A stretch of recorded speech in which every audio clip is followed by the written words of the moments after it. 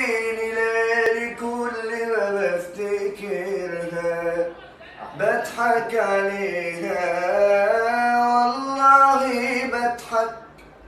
بعدتنا دنيتنا وكتر ألف خيرها، محظوظ عشان أنا بعدت عنك ومعرفش ليه أنا كنت ببكي يوم فراقنا وكأن حاجة كبيرة ضاعت يومها مني.